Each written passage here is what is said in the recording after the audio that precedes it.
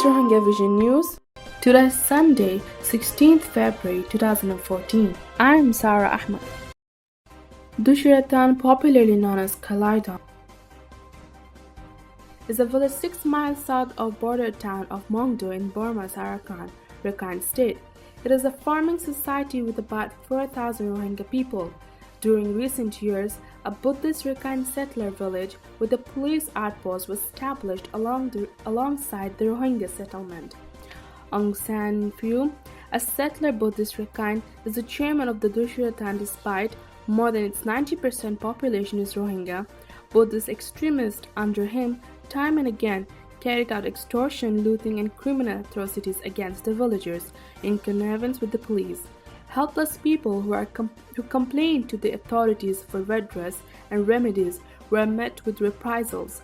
This has been a regular phenomenon all over Rohingya homeland of North Arakan. According to the villagers, on January 7, without any provocation, an organized Rakhine Buddhist gang has seized and looted a small group of Rohingyas who were coming from Butidong township through a mountain pass. Under the instruction of the chairman Aung San Suu, they were brought and held in his Rakhine village. All of them have some escaped away from the detainment, while the rest, numbering 8, were massacred on January 9. Upon the tragic news, when the Rohingya villagers were alarmed, the police with Rakhine Buddhists under Aung San Suu were trying to pull them down. On January 13, the police led by notorious surgeon Aung Cho Tin, together with Buddhist mobs, started terrorizing the villagers and at one stage raped a woman and stripped her all ornaments. When the angry people dared them to murderers, and weapons quickly withdrew by gunfiring. Afterward, contingents of police, Lothian army, and organized Buddhist mobs started systematic killing, rape, destruction, and torture against the peaceful living villagers, alleging that the police sergeant was missing. Villagers, most of them male members, deserted the village in search of safe shelters. On January 14, 4 truckloads of women, children, and elderly were carried to the Mongdo police station, where they were seriously tortured into the signing blank sheets of papers or to extract confession. The following day of 15 January, women and children were brought back and put into the custody of the elders of the nearby Godusara village with a stern warning not allow them to move into their homes and village. The village was sealed off.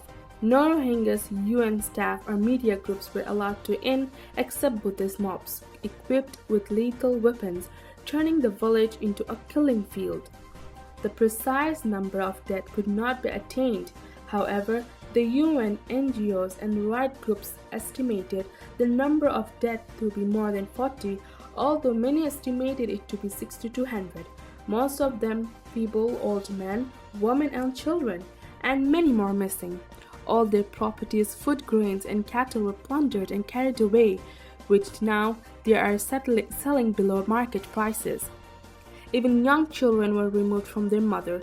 It is a massacre that warrants immediate international intervention on the ground of humanitarianism, on the doctrine of responsible to protect, when the Burmese government is annihilating its own subjects, the Rohingya community. In an interview with Irrawaddy Shimong, a Rohingya MP said, the entire population of the village, nearly 4,000 people, had fled their homes. They should let the people get back to inside the village. He continued, I just got 5 photos of dead people. When I get full confirmation, I will raise it to the parliament. The chairman of the UN National Development Party, Abu Tahe, called for the authorities to thoroughly investigate and present their findings in a transparent way. This savage and excessive killing of people was masterminded by Chief of the No. 4 Police Battalion called Tin Kong Ko and Mongdo District Administrator Aung Mian So. Dead bodies lying in the village, concealing in the jungles, and floating on the creeks were quickly collected and destroyed, leaving no trace of evidence. All this have been done with the knowledge of the state and the union governments. Yet the government brutally denied any knowledge of butchery without feelings of guilt and anxiety, although considerably compelling evidences have had come out. The murderous Thein government lied when its Deputy Information Minister and spokesman Yi Tut Ye too denied any information about killing on the sideline of the ASE and foreign ministers meeting in Burma's ancient city of Pagan. It is a shame for the whole ASEAN community to allow Burma, who rejected the disturbance resistant the proposal to discuss with its ASEAN friends the long-standing Rohingya problem of regional and international concern for solution, to take its chair. Instead, it's exacerbating a serious deadly situation in Arakan, promoting slow-burning genocide on Rohingya population. It is worried that much more such attacks have been planned. Defying the international opinion, the Buddhist Rakhine tortured Dusharatan village on the night of 28th January whistled. More than 100 security forces were still guarding the village, deserted by almost all Rohingya male members. The Rohingya from nearby village who rushed to put out the fires were prevented where, according to the eyewitnesses, the security forces were directly involved in setting fire on the houses. Experts in international law have warned that 8 stages of genocide are in play in the case of Rohingya.